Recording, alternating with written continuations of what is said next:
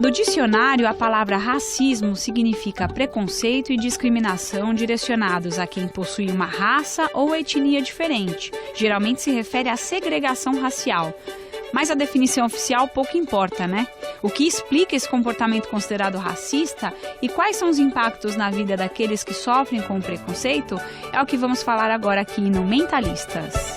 Começa agora, Mentalistas.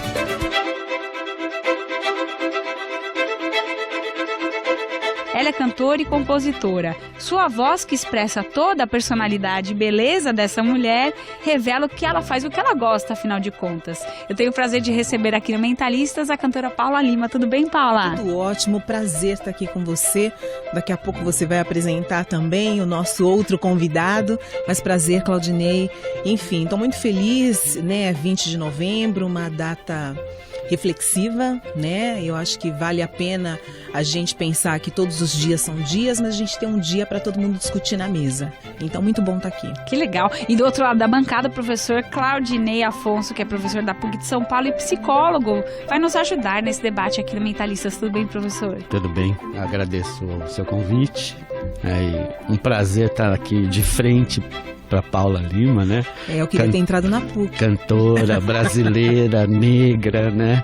E acho que esse é um dia de comemoração mesmo, de celebração de uma discussão que é importante não só pro negro, mas para uma sociedade inteira que precisa se humanizar mais. Por falar nisso, professor, a gente pode começar tentando desvendar um pouco das origens do racismo, como é que ele se dá, como ele surge, tem alguma explicação para os seres humanos terem esse tipo de sentimento que eu já ilustrei no comecinho? Eu não sei dizer muito sobre o racismo especificamente, mas eu sei que a questão da hostilidade, da intolerância se inicia um pouco no século XVI, muito antigamente, com as questões religiosas, né? Os católicos, os protestantes, né?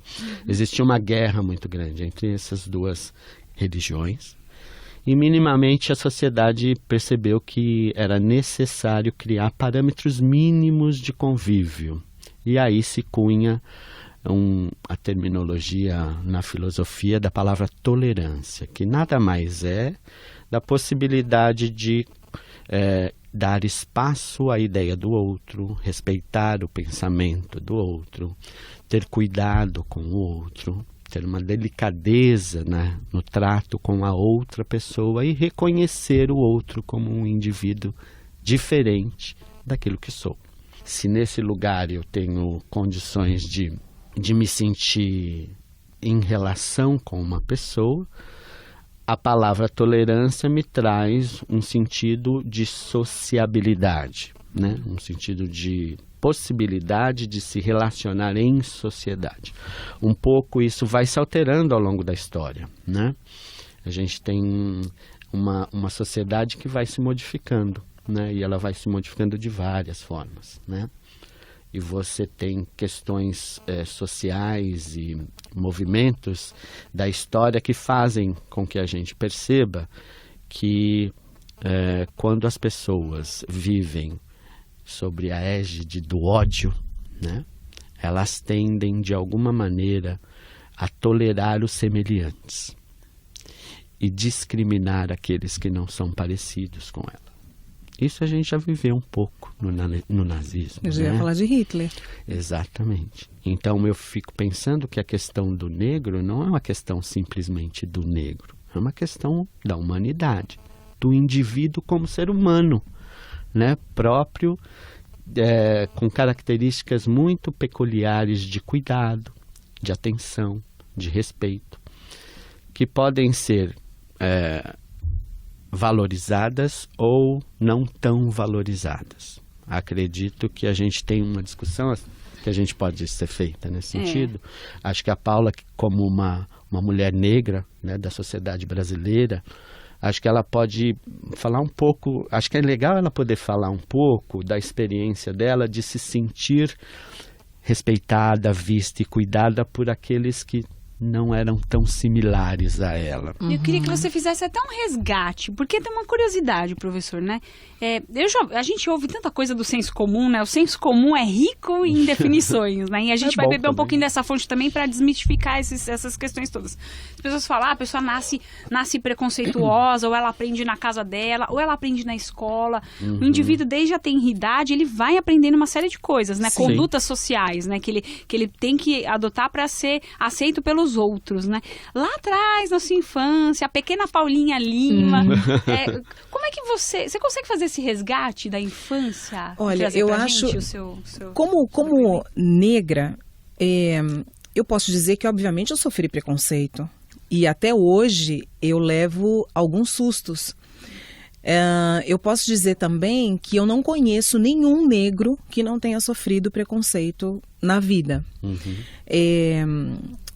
Eu, de pequena, eu estudei numa escola pública, né, até os 7 anos, na verdade, e lá eu não senti o preconceito. Não sei se é porque eu era muito pequena ou se todo mundo, bem ou mal, tinha algo similar, até financeiramente. E morava, inclusive, em lugares que tinham pessoas como eu.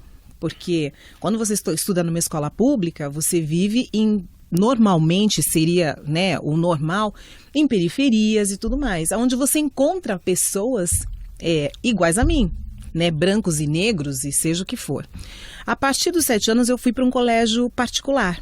Nesse colégio existiam 800 alunos, que é o São José, lá do Ipiranga, e eu era a única negra dos 800, então tinham 799, entre professores, alunos. Bem-vinda a Paula, né? Pois é. E lá estava a pequena Paula. E lá estava a pequena Paula. Agora, o legal disso é que eu tenho um episódio explícito, porque, obviamente, comentam-se outras coisas, você acaba passando por situações onde você não namora ninguém. Sim. Né? Embora a pessoa não tenha preconceito, ela já te vê como algo diferente. E mesmo meninos que gostavam de mim, você sente isso. Então existia essa exclusão.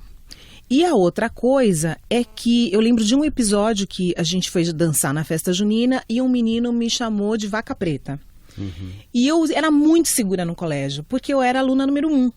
Então, quando você tem o argumento e os professores gostam de você e te protegem, e a diretora te chama para te dar parabéns, você é muito forte dentro do colégio. Sim.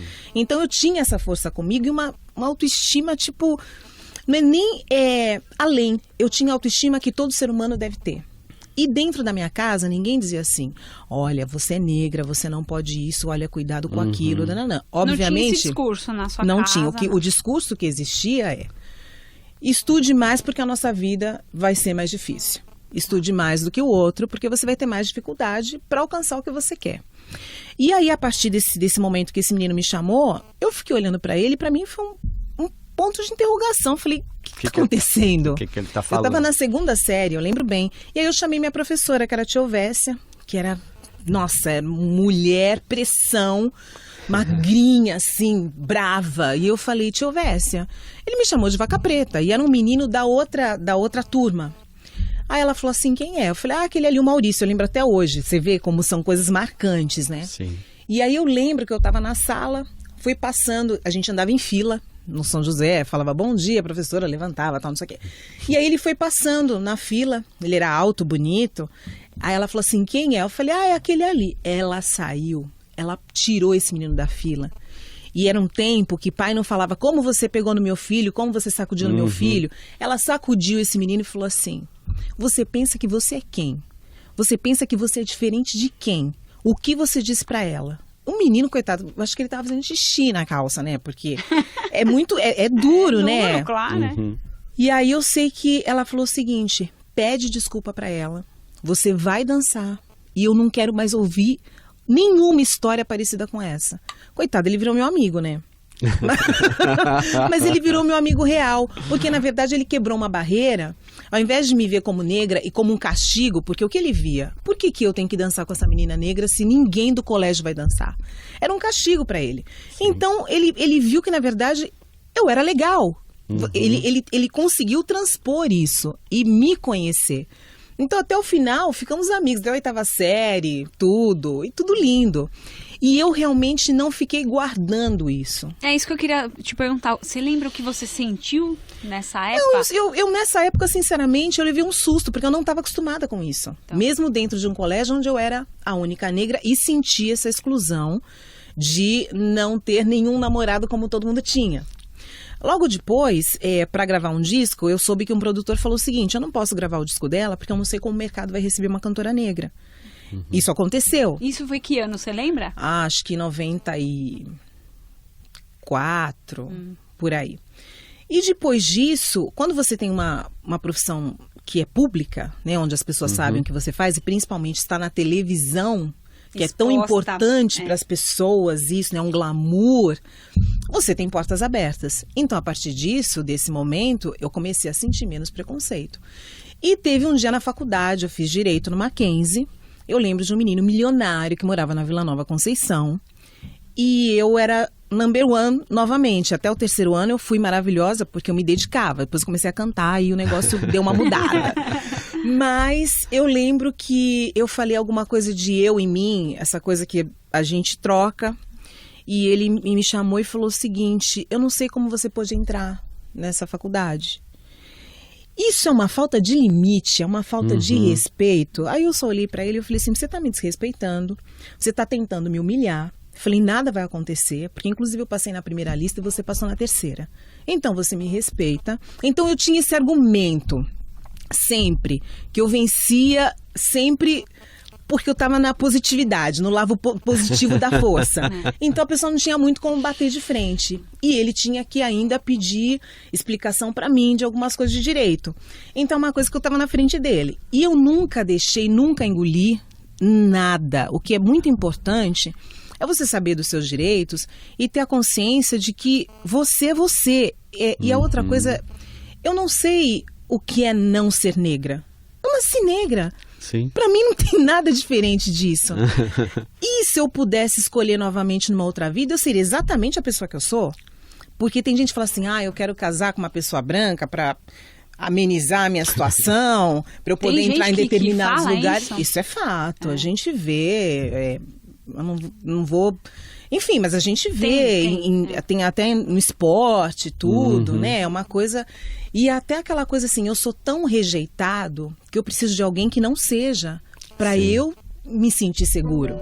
Mas a gente vai entrar nessa explicação, só vou fazer Já um rápido... fiz o meu resgate, então, foi isso que aconteceu. Vou fazer um rápido intervalo aqui no Mentalistas. Olha, tá pegando fogo, hein? Daqui a pouquinho o professor vai dar essas explicações. A gente vai fazer um rápido intervalo e volta já já.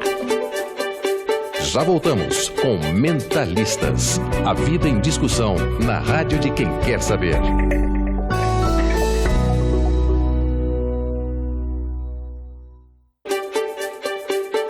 Você ouve Mentalistas com Camila Tulinski.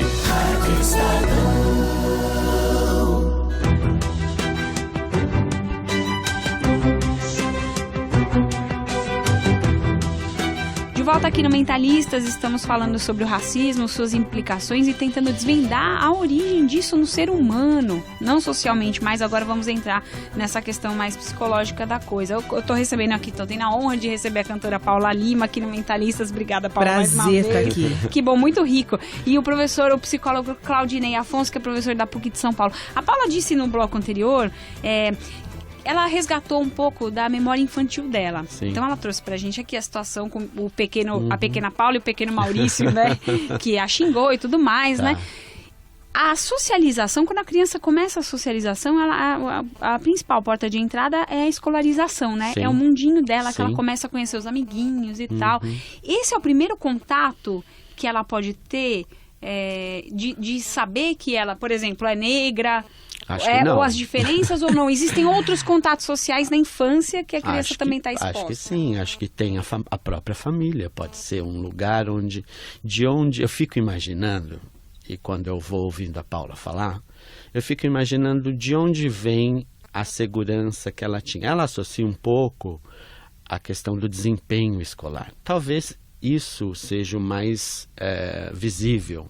Mas é a família. Mas é a família. É a família, sem sombra de dúvida. A intimidade que ela tem um lugar pessoal onde ela pode se sentir segura.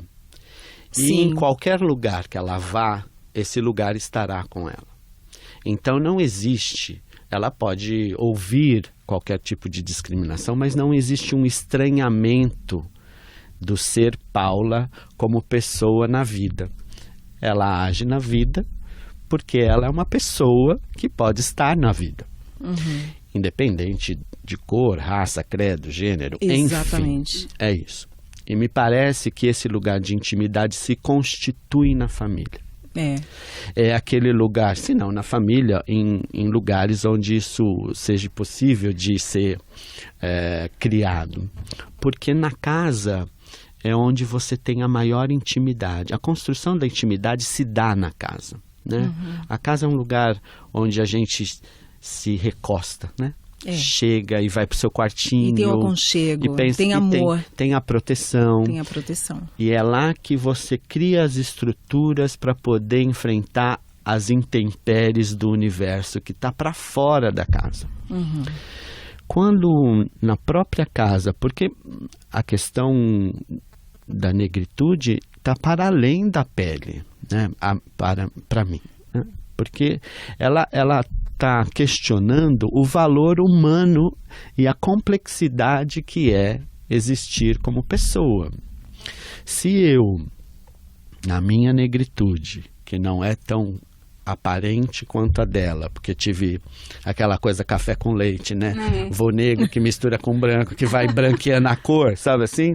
E isso nunca aparece verdadeiramente como algo que é representativo da minha história, e falando eu da minha história, né? Por quê? Porque, de certa forma, a casa também permeia estas questões relacionais. Então, por exemplo, para eu poder entender que o que eu sou é algo bom o suficiente para eu viver, eu preciso ter pessoas que façam isso para mim. Me deem condições para que eu entenda que aquilo que eu quero, aquilo que eu busco, aquilo que eu preciso, pode ser possível, É real. pode estar presente, pode ser fornecido, e não tem a ver simplesmente com a questão financeira. Tem a ver com uma questão de afetividade, de olhar para o outro como aquele que tem necessidades específicas, peculiares. Então, acho que a escola não é o primeiro lugar. Acho que A casa, a família. a casa, Eu quero as fazer... relações de família. Tem né? uma coisa de um parênteses, ela perguntou do lance racista e das minhas primeiras impressões. Certo, como infância. Né? Como infância. É óbvio, e aí por isso eu pulei a família. Mas eu sei que a família, eu tenho um avô que eu nunca conheci, que ele fez toda a diferença nessa família. Sim. Ele saiu de um bairro X, onde ele achava que não era um lugar bom para a família ser criada. Então ele já começou do zero. E ele e minha avó foram, na época, por Ipiranga. Lá ele achava que era um bom lugar. E ele tinha um bom trabalho. Ele trabalhava na Light. Bom trabalho, eu quero dizer. Sim. Um A Light de operário energia elétrica? de energia, que era Light, né? antiga Na Light, Eletropaulo. é. Exatamente. Então, ele tinha emprego, minha avó não trabalhava, eles tiveram 5 filhos. E ele também tinha uma mecânica junto com o trabalho. E aos 7 anos, o meu tio, que hoje é engenheiro, que foi também outra pessoa que foi muito importante para a família, porque foi o primeiro que trouxe o diploma. Sim. Ele trabalhava com meu avô e aos 7 anos ele conta isso muito, que meu avô viu ele sujo de graxa, ele falou, olha, eu arrumei o carro. E ele falou assim, você está aqui por uma questão de... porque eu não quero te ver na rua, mas eu quero ver você de terno e gravata. E ele nunca esqueceu isso. Então tem toda uma segurança e a minha avó era branca, meu avô era negro. Branca cabocla, né, de Itanhaém, mas você olha para ela, branca. Mas o mais bacana é que também a gente não ficava... Todo mundo sabia e sempre soube quem é. A gente discute muito sobre negritude quando estamos juntos, bastante. Não tem uma festa, uma reunião que não tem esse assunto em algum momento. Tem política, tem negritude, paraná. Avisa a família que você está aqui, que vai dar discussão em casa. É verdade. Mas o legal é o seguinte, nós não ficávamos tipo... nós somos negros, então nós não podemos isso, ou nós somos negros, então a gente pode isso. Nós somos pessoas iguais às outras. Exatamente. O que ele pode, eu também posso. Ponto. E faça diferença na sua vida. Eu falo muito da escola porque sempre foi um ponto muito forte na família. Quando eu disse que eu queria ser cantora, todo mundo só falou, pelo amor de Deus, só termina essa faculdade. Isso que eu ia perguntar. Teve Como é que isso. foi o momento artístico? Não, minha pra mãe sua sempre família? assim, olha, você sempre teve bom senso, nunca me deu trabalho nenhum. E eu só acho que pra você, pra sua vida, você vai ficar mais segura se você tiver esse diploma. Até porque você é mulher, é negra e é cantora, é melhor você ter mais um argumento na sua vida. E como mãe, ela queria te dar essa segurança, o papel da família como um porto seguro aí. E qualquer coisa que eu falasse pra minha mãe, ela da maneira simples, né? Minha mãe é professora primária e meu pai é metalúrgico aposentado. Mas da maneira simples dela colocar as coisas, é o que ele falou, eu me sentia muito segura. Sim. Muito à vontade e muito... Eu sabia que o que eu precisasse seria fornecido. Com certeza. E a outra coisa é muito importante você ter referência. A referência é fundamental. Eu lembro do caso de um amigo meu, que era negro, e ele foi fazer engenharia. E ele disse que quando ele viu o engenheiro, que era amigo do pai e tal, não sei o quê, o engenheiro era parecido com o pai. Aí ele falou, acho que eu não preciso terminar a engenharia. Porque, na verdade, o engenheiro, ele falou, parecia um operário. O duro é você não ter a referência. Então, quando você está só naquele mundo ali, pequeno, de pessoas que são sempre iguais às outras e não ultrapassaram por falta de oportunidade e referência, você não é muito difícil, você é exceção se você consegue ver além. Sim. Com tudo isso do meu tio e da minha madrinha que se formaram, que é minha tia também, enfim, todos nós, os primos, todos somos formados. Minha prima é jornalista do Valor, outra é nutricionista, outra é dentista, outra é advogada, tem uma dentista nos Estados Unidos atuando como dentista. Então a gente sabia que pra gente sempre foi de classe média baixa, né? A gente mora no Ipiranga, mas era uma vida normal, de apartamento, de carro, enfim, a gente já era exceção. Sim. Mesmo não sendo ricos, né? E nem classe média. Porque a gente falava que era classe média, mas a gente sabe que era classe média baixa, né? Porque são coisas bem diferentes, assim. Quando eu conheci a classe média, eu falei, nossa, eu não sou classe média. Então, eu penso que... Nem a classe média, a classe média. Exatamente. O negócio é você ter oportunidade, você ter referência, você ter família estruturada. Isso faz muita diferença. E eu estava ouvindo uma entrevista do Delfim Neto, que eu até falei, ele tá falando isso mesmo? E eu tô assistindo a entrevista do Delfim Neto. Mas ele é um gênio. Ele é um gênio, independente de qualquer coisa, ele é um gênio. E ele falou o seguinte, olha, uma criança até 14 anos que estuda numa escola pública e até na particular, ela vai mais ou menos no mesmo caminho. A partir dos 14 anos, essa pessoa que tem uma família estruturada, que tem quem forneça, que pode realmente continuar nessa escola particular, e essa não tem nada disso, a vida já foi para outro lado. E ele falou, e dificilmente será alcançado. Então é uma coisa realmente, e eu fico muito triste, porque em geral, o preconceituoso por, como que eu vou dizer assim... Não é comodismo que eu quero a palavra certa, mas eu quero dizer o seguinte, para ele é melhor pensar assim, né? Que é o que se acha branco puro, que no Brasil é dificílimo de ter, inclusive, né? Você pode contar. Mas tem muitos que acham, né? Que são. Existe isso? Deve ter, no Sul deve ter. No Sul deve ter. Pode ser imigração, tudo mais. Porque aí tem o cara que... Mas a galera pensa que existe esse termo branco puro? Não, eu tô querendo dizer a cabeça dessa pessoa, porque ela acredita. Tá. Então, essa pessoa, ela acha que o negro tá pedindo dinheiro na rua porque tem um QI inferior, porque é preguiçoso, porque, quando na verdade, ele não tem chance, ele não tem para onde correr. Ele não tem referência, ele não tem oportunidade. E isso é histórico. Sim. Isso é cultural. E é desde a libertação, né? Eu fico muito pensando, quer dizer que vieram os italianos, eles sabiam trabalhar no que o negro já trabalhava, mas aí não, a gente quer o italiano e não quer você negro, você Sim. fica jogado na rua. Sim. Então até hoje existe esse reflexo muito grande, e isso tem que ser passado na escola, para todo mundo conseguir entender o porquê do negócio, e como funciona e como estamos até hoje. E outra coisa que me deixa muito triste é que cada vez mais eu ando na rua, eu estou dentro do carro, eu só vejo negro pedindo dinheiro, eu só vejo negro jogado na rua. Sim. Por quê? Porque ele quer? É impossível. Isso não existe, porque ele quer dizer que a maioria das pessoas que estão na rua porque elas querem? Claro que não, ninguém quer estar na rua, ninguém quer estar jogado, ninguém quer que o filho peça dinheiro. E é tudo, e vira um ciclo. Então, a gente precisa, eu acho que tem uma coisa, obviamente, do Brasil, da educação, da saúde, das oportunidades, mas tem uma coisa de mudar a cabeça de quem tem essa cabeça fraca, que é uma fraqueza para mim do ser humano. E essa Sim. cabeça fraca, ela muitas vezes acontece por causa da família também, porque a gente falou da família que proporciona segurança, tendo o exemplo a Paula, a história da Paula, que a gente já trouxe aqui. Mas e o contrário? Por exemplo, filhos de pais preconceituosos e racistas também vão ser racistas porque aprenderam com os pais? Depende ou dos algo pais. pode mudar? O que a psicanálise ou a psicanálise e a psicologia falaria? Eu fico um pouco assim, quando a gente fala família, eu fico um pouco também... Eu entendo a questão da família estruturada, né?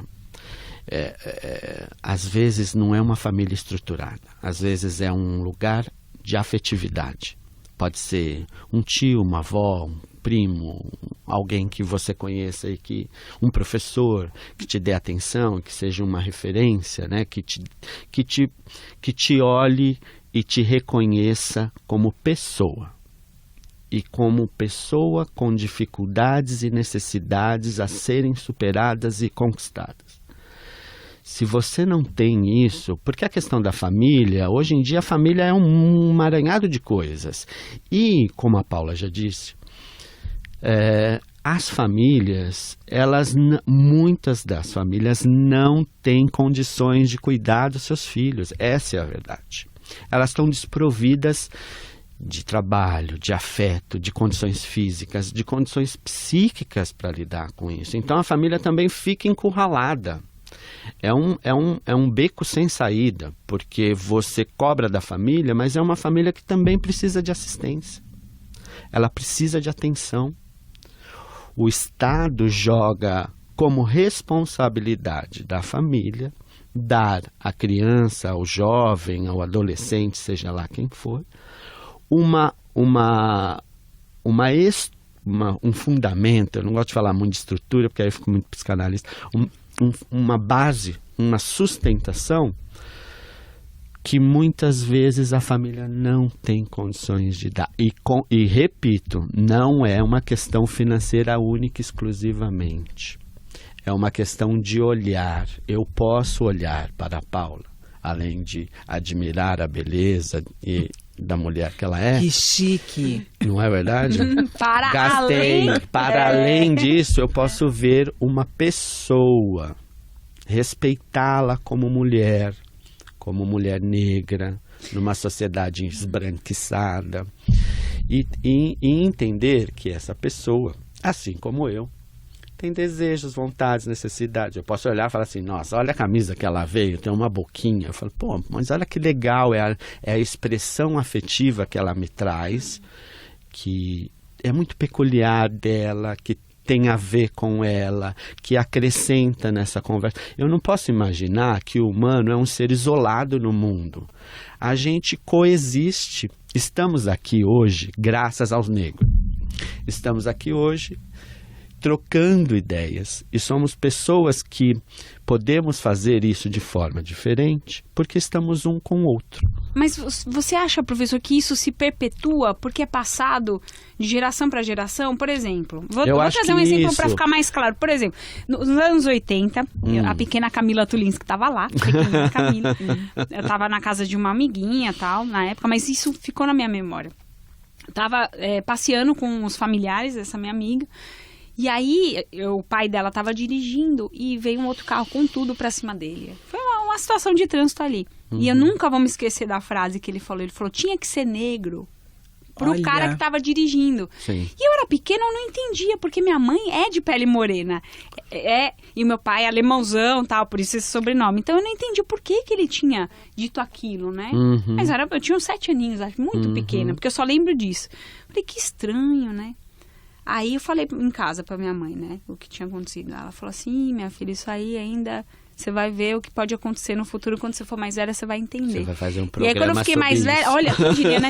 E aí, quando eu fui mais velha, minha mãe conta que ela ia no supermercado, ia comigo, e as pessoas perguntavam se ela era minha babá.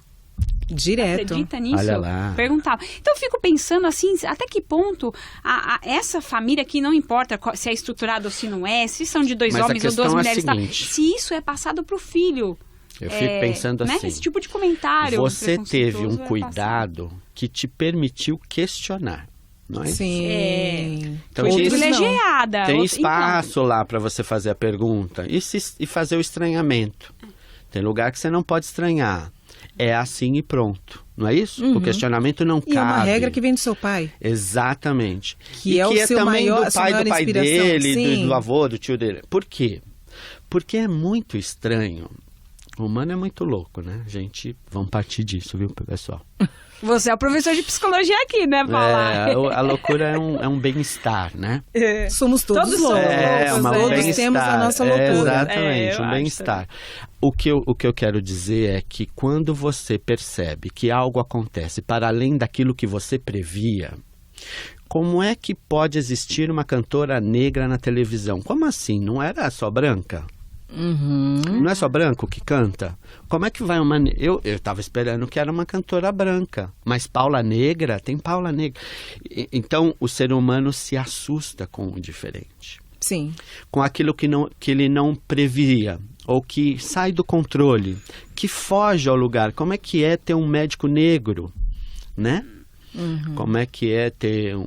Que não seria o lugar dele, que a gente estava falando. Você acha um estranhamento. O lugar dele não seria esse, seria limpando o chão. Exatamente, você acha que é estranho. Sim, você acha estranho. Exatamente. E muitas vezes você não aceita porque você não está naquele lugar. O ser humano é invejoso. E aí ele não aceita 2 vezes, porque ele fala, ainda se fosse um negro ou alguém da minha família, ou eu. O que ele está fazendo aí, essa pessoa? Como é que pode? Não pode, e muitas pessoas dizem, não vou ser atendida por ele. Tem isso também. Tem. Eu soube que em casos, rapidamente que eu lembrei agora, em casos de câncer do colo do útero, muitas mulheres morrem porque não são tocadas pelos médicos na rede pública. Isso é real e existe aí uma porcentagem alta. E obviamente, para você saber disso, é relato da mulher e do próprio médico. Sim. Eu não toco na mulher negra. Então, e a mulher negra, a mulher já está em segundo plano na vida, mas a mulher negra está em terceiro. Sim. Então, as dificuldades são imensas em todos os sentidos, sem contar que existe a questão sexual. Permissividade. Uma coisa de achar que nos pode. Verem desta forma, né? Tipo, é a mulher que é quente, é a mulher que é isso, porque isso é uma coisa histórica do Brasil, né? De abuso, que vem de anos. Sim. Então, as dificuldades são tremendas. E as mulheres também, feminicídio acontece muito mais com mulher negra do que com qualquer outra mulher. Mas, enfim, era um pequeno parênteses. É que Mas eu foi acho importante esse parênteses que ela trouxe por causa dessa questão. Acho que são sobreposições, E né? você ter o que o senso comum não entende muitas vezes, da empatia, né? Você tentar se colocar Porque no lugar do outro, não importa qual seja esse lugar. Quando eu tendo a ser tolerante com o outro, eu sou obrigado a me posicionar frente a esse outro, no sentido de também fazer um movimento que defenda. Por exemplo, se eu olho para a Paula e falo, pô, é uma pessoa legal, coisa interessante, diferente. Se alguém for criticá-la, eu vou ter que me posicionar. Eu vou ter que falar, escuta, mas eu conversei com ela, fomos a um programa, ela foi super simpática comigo e não tinha essas questões que você está me trazendo. Aí alguém vira para mim e fala assim, mas espera aí, você está defendendo o negro agora? Não é isso? E aí eu vou cair numa questão que eu não imaginava para mim. será que eu estou defendendo o negro agora porque eu gostei da Paula e achei ela interessante? E aí eu tenho que rever as minhas questões, a minha maturidade, a minha capacidade de sustentar maduramente uma posição na vida que me responsabiliza pelo aquilo que eu falo, pelo aquilo que eu faço e pelo aquilo que eu defendo. É muito difícil você reconhecer o diferente, porque você tem que entender o diferente em você. Porque ele está lá. É muito... A gente tem uma sociedade hoje... Porque essa é uma questão ética, né? O respeito é uma questão... Uma moral, né? E hoje a gente tem uma sociedade que está pautada numa coisa muito mais técnica e muito mais prática. Na vida, né? Você tem uma vida técnica prática. Né?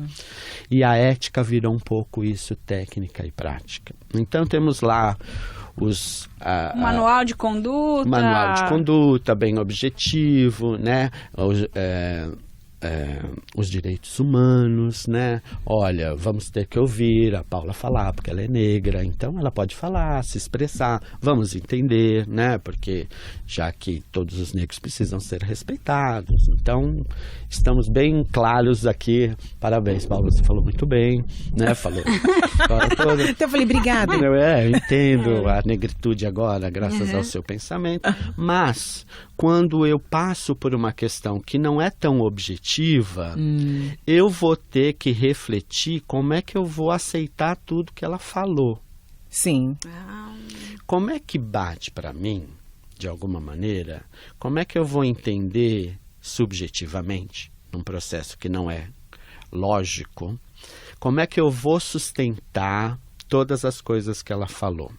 Quando você diz sustentar, é me permitir pensar a respeito disso? Sustentar é falar assim, bom, eu vivo numa sociedade racista e eu faço parte dela. O quanto deste problema é meu e o quanto deste problema não é meu. Ora, se eu estou nessa sociedade e essa sociedade é racista e claramente discrimina, marginaliza e mata os negros, né, na periferia, o que eu faço? A cada 9 minutos é morto um. Pois é. 160 por dia. Pois é. 55 mil por ano. Como é que eu vivo nessa sociedade e quando estou no semáforo falo, olha o negrinho ali pedindo esmola. Ou não deitado no chão, com situação de rua, igual a Paula falou. Como é que essas coisas têm... Eu penso que isso tem a ver comigo. E como que eu tenho que me posicionar diante dessas questões. Eu tenho uma dúvida, e eu quero saber o que a Paula acha disso, e depois eu quero saber o que a psicanálise fala disso. Não sei, porque a psicanálise o Freud é o pai da psicanálise, não é, Bruce? Então eu quero saber disso. Não sei se você já ouviu isso, né? Muita gente fala assim, no Brasil não tem racismo, não. Direto. Tem muita gente que é negra, então não existe racismo. Por que as pessoas dizem isso? E eu acho que às vezes nem falam, porque tem muita gente que é negra. Falam, nós somos todos bons e legais e brasileiros, e brasileira é gente boa. Então aqui não tem lugar para o racismo. E é um país miscigenado, mas isso parece o discurso da ONU. Na ONU, todo mundo... Tá igual. Tá igual. E é legal você aplaudir, falar que bonito isso. E quando, na verdade, quando você tem que sustentar aquilo, você não sustenta. Não. E vira e mexe, você se depara com situações. Por quê? Porque eu acredito que até hoje uma família de classe média alta não quer que a sua filha, que está fazendo medicina, case com um médico negro, mesmo ele fazendo medicina. Sim. Porque provavelmente, e é quase 100% de certeza, ele não tem aquele sobrenome e não vem desse nível classe A, né? Provavelmente ele é C e D, ele é exceção, inclusive, nesse lugar. Então, enquanto esta mesma pessoa está dizendo não existe, essa mesma pessoa fala assim, você está louca, eu não vou deixar. Então, é muito complexo e é muito difícil. O ser humano, de uma maneira geral, todos nós temos alguma intolerância por alguma coisa. E é muito ruim assumir isso. Porque não é legal você saber que você não é legal. Sim. Que você também tem outros problemas que não é exatamente aquele, mas você também em algum momento se estranha, né? Ou estranha algo. E isso é completamente... Tem o certo e tem o errado. É errado, gente, porque todo mundo é diferente, né? Eu sou diferente da minha mãe, que a pessoa que me gerou. Sim. A nossa cabeça é diferente, existe uma coisa de moral, de ética e de valor. E isso é o que me foi passado. E isso é a minha base, então eu tô ali junto com ela. Saiu dali, ela tem outras perspectivas e também tem uma maturidade que eu não tenho. Tem isso também. Tem uma hora que ela se coloca como mãe e eu levo um susto, né? Mesmo com não sendo mais uma criança, ela se coloca como mãe e eu falo, caramba, ela tá certa. Porque tem também uma coisa que eu acho muito importante a gente falar aqui, que parece inocente e pura, mas é o seguinte, a vida passa muito rápido. Sim. E a gente não leva nada dela. Do jeito que a gente chegou, a gente vai. Então a gente precisa pensar o que a gente está fazendo nesse percurso. E tem certas coisas que quando você avalia, não tem sentido nenhum e não valem a pena. Sim. Então, isso na verdade, quando eu penso nisso, eu me torno uma pessoa um pouco melhor. Sim. Porque, e consigo ver beleza mesmo, seja interior, seja exterior. Às vezes a pessoa nem é uma coisa estonteante, mas ela é tão incrível, ela é linda. Eu consigo ver isso. Eu lembro que as minhas primas davam risada e falavam assim, pra você todo mundo é bonito? Aí eu falo... Você é boba. Todo mundo é bonito pra você? A gente, tipo, na praia, né? Aí... E a gente discutindo. Eu digo praia não é nem porque a gente tava olhando os corpos nus ou seminus. Não, porque é a hora que a gente ficava ali às 5. Sim. Aí eu falava assim, mas gente, a pessoa é muito legal. A pessoa é uma pessoa apaixonante, envolvente, interessante. Sim. Agora... eu sempre acho, quando eu chego num lugar, todo mundo tem alguma coisa para me passar. Todo mundo tem uma história. Todo mundo é alguém. Sim. Então é muito legal a gente estar atento e aberto a isso. Independente, eu tinha um amigo, um dos meus melhores amigos, que era o Fábio, quando eu fiz 1 ano de publicidade na FAAP, ele era um japonês puro. E eu queria casar com ele, inclusive. Eu era tão apaixonada, eu lembro disso. E a minha amiga, e aí depois um outro menino, que era um menino e mais maluquinho e tal. Aí minha amiga falava assim, gente, esse moço com esse cabeção, você gosta dele? Não tem nada a ver. Eu falava assim, gente, mas ele é demais, ele é muito inteligente e tal. E você começa a admirar as pessoas. Então eu acho que a gente tem que ter essa abertura, essa tranquilidade, né? E essa tranquilidade que você não vai perder nada. As pessoas têm medo de perder sei lá o quê, né? Eu vou fazer um rápido intervalo. Na sequência, deixei pendurada aquela pergunta, não vai escapar. O professor Claudinei Afonso que está comigo e com a Paula Lima aqui no Mentalistas. Não saia daí. Já voltamos com Mentalistas. A vida em discussão na rádio de quem quer saber.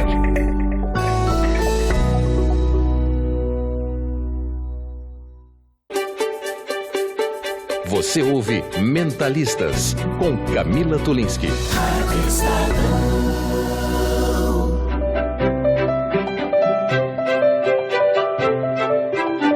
De volta aqui com Mentalistas, estamos falando sobre o racismo, as suas implicações, tentando entender mais o indivíduo para além, né? Para além das imagens. Estamos aprofundando nesse ser humano aí. A Paula Lima, cantora, está aqui com a gente, nossa amiga da Rádio Estadão, da Rádio Dourado, grande também, apresentadora. Tem chocolate quente. Depois hein? Você fala do chocolate quente, que é o máximo. E o professor Claudinei Afonso, que é da PUC de São Paulo, que é psicólogo. Professor, a gente deixou uma pergunta pendurada no bloco anterior. O Brasil não é um país racista ou é um país racista? E por que essa negação toda? Por que as pessoas falam que aqui não tem racismo? E existe uma explicação para isso? Dá pra gente pensar no inconsciente coletivo, talvez? Não sei. Que você fico pensando que a gente, como país, é um país ainda adolescente. Bem adolescente. Muito tentando buscar a sua cara. Tentando descobrir quem somos, para que lugar a gente vai, que sociedade é essa que existe, que é tão miscigenada e tão diversa. Então eu fico pensando, a gente fala de racismo e negritude aqui nas grandes cidades do Brasil, nas capitais, isso se configura de forma tão diferente em outras cidades menores do interior, pequenas, onde a questão ainda acho que nem é discutida, talvez. Acho que a gente tem uma dificuldade para se reconhecer como povo. Acho que é difícil estar num país onde você não entende que aquilo que é seu e você, de alguma maneira, tem que buscar ser algo que permita você imaginar que está sendo alguma coisa socialmente, porque o que a Paula traz é uma coisa, um ponto filosófico na forma de viver. A vida é curta, a gente tem muita coisa para conhecer e viver, mas é importante entender que muitas pessoas não sabem onde elas estão na vida. É verdade. Não entendem o que elas estão fazendo. E elas compram alguns papéis e desempenham cenas, scripts, padrões, novelas. São personagens num teatro que ainda não tem um cenário montado. Os cenários são reconhecidos por identificação. Então, acho que aqui é que moram os meus iguais. Então, acho que é aqui que é o meu lugar. Quando um personagem desse espetáculo vai para outro canto do mesmo palco, o cara fala, não, mas pera lá, aqui não é o seu lugar ainda. O seu lugar, a gente não vai fazer tudo junto. Enfim, eu acho que a gente tem questões profundas na sociedade e que passam também pela questão do negro, né? A gente tem uma sociedade que atualmente tenta planejar a vida, né? Hoje em dia o humano planeja a vida. Planeja em que sentido? Para que tudo dê certo. Então, eu tenho meu filho. Peraí, eu não vou ter filho se eu não tiver dinheiro. Primeiro eu tenho que ter dinheiro, porque criar filho não é uma coisa... Né? Cachorro é mais fácil, mas criança... É para sempre, inclusive. É para sempre. Cachorro não. Cachorro não, né? Mas cachorro também dá gasto, porque dá um gasto mas é diferente de uma mas criança. É diferente. Opa! Então a gente tem de ter uma ideia de que a vida hoje pode ser planejada. Para quê? Para ter uma aparência, a gente imaginar de que tudo vai ser confiável e estável, o que não é verdade. Então, a gente busca coisas rápidas, práticas, objetivas, claras, que possam... Bom, se meu filho estudar aqui, depois ele vai ter uma boa formação, logicamente, vai ter um trabalho. Ele tem. Então, por isso que é importante estudar aqui. Posso só fazer uma parte? Faça. Nessa questão das distâncias, né? Então, você estava falando, o Brasil, pode ser que aqui a gente tenha um conceito de que existe racismo, ou nos lugares mais longínquos seja diferente. A gente nem sabe, eu achei muito interessante o que ele falou, a gente não sabe nem o que está acontecendo. Não. A gente não tem noção. Não sabe o que está acontecendo na vida. As pessoas não têm noção. Perdidas e fingindo que estão achadas.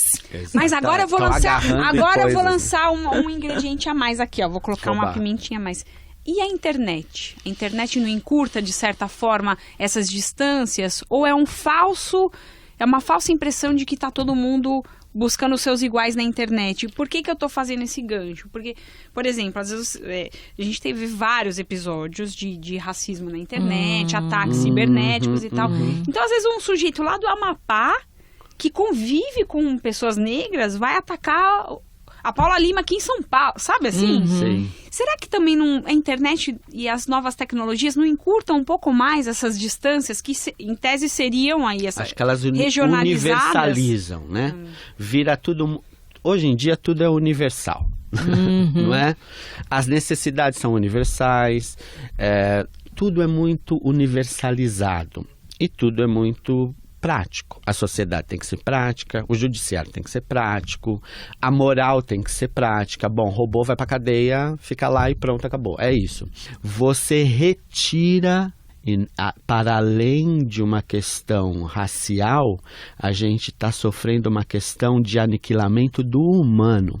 Você retira a humanidade das pessoas. Você retira do indivíduo a possibilidade de sentir. São robôs. De pensar. Sim. E de lidar com as adversidades. A vida, eu vou desapontar algumas pessoas agora. Ai, meu Deus! Por si só é complexa e difícil. Sim. Ela não é Ela não é fácil, ela não é simples. E ela não é simples. E nós precisamos entender que ela é difícil para todos nós. Sim. E precisamos um do outro para poder viver. Porque você pega lá chikungunya, um zika vírus, gripe asiática, que extermina a humanidade. Acabou, Acabou. A gente não tem o poder que a gente imagina que tem. Por isso que a música é maravilhosa. A gente precisa sonhar mais, poder sonhar mais.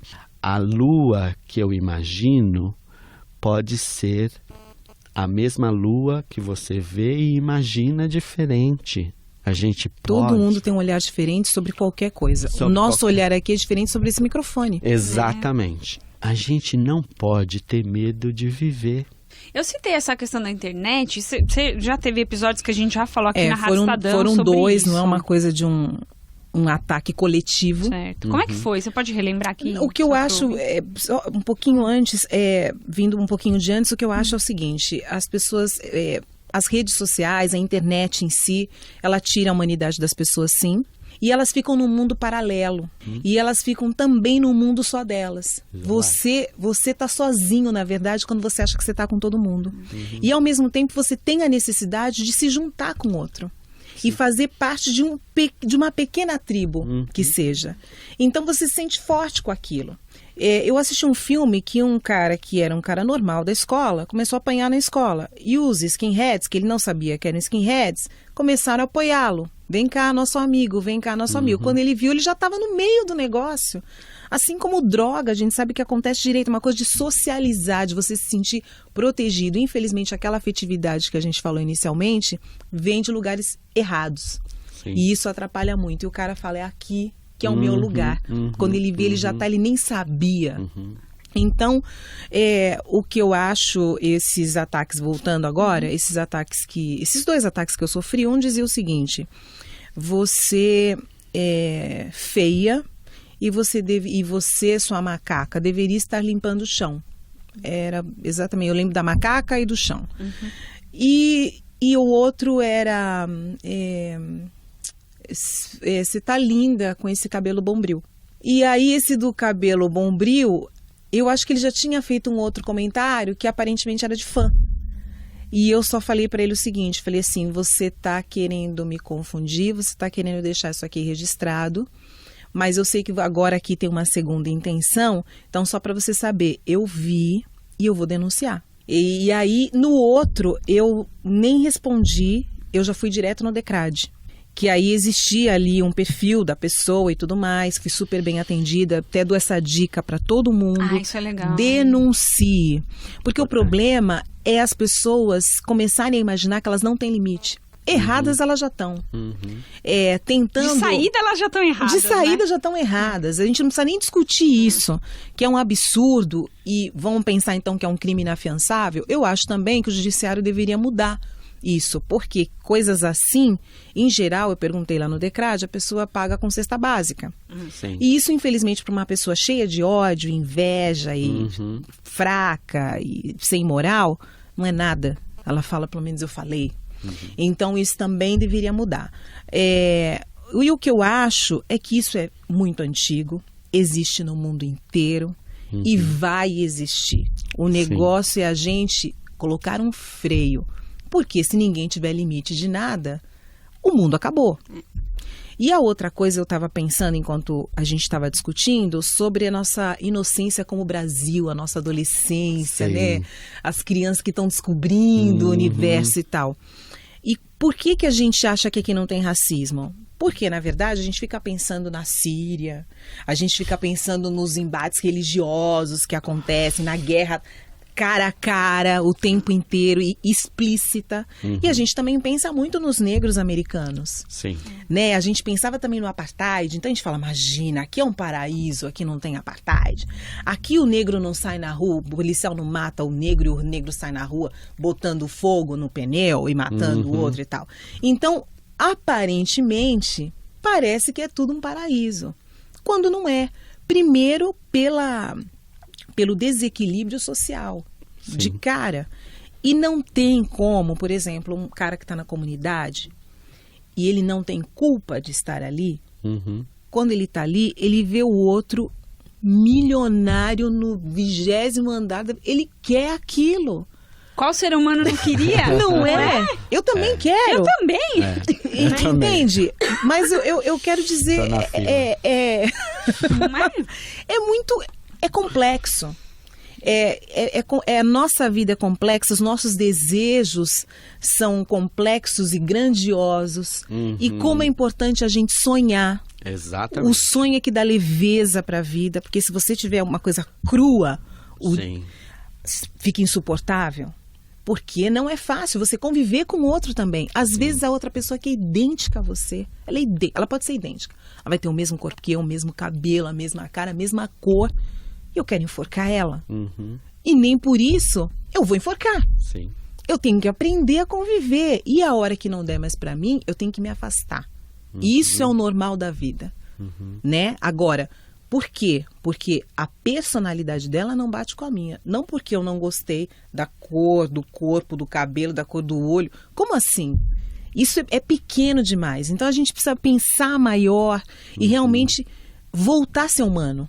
A gente está muito robótico e muito pensando em si próprio no umbigo.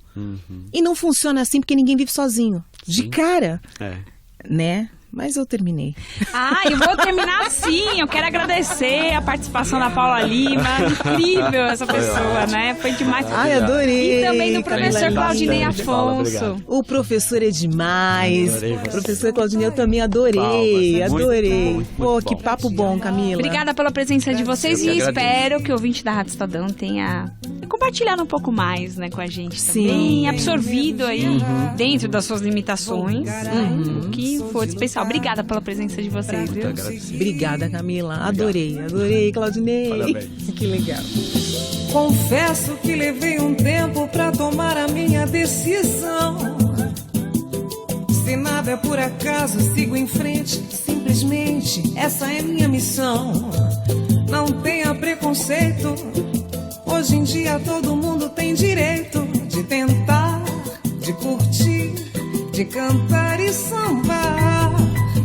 E a gente encerra o Mentalistas com a música da Paula Lima, Meu Coração Tá Aí, nesse programa especial sobre racismo e tolerância, com os trabalhos técnicos de Roger Palme, produção e apresentação de Camila Tulinski. Lembrando que você pode ouvir esta e todas as outras edições do nosso site, radio.estadão.com.br.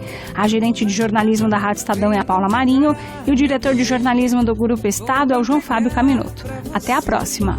Quero poder te abraçar, te adorar pra valer. Eu tô sentindo esse amor, essa paixão me ganhou. Tô com você, meu samba, vem completar meu viver. Vou me entregar pra você.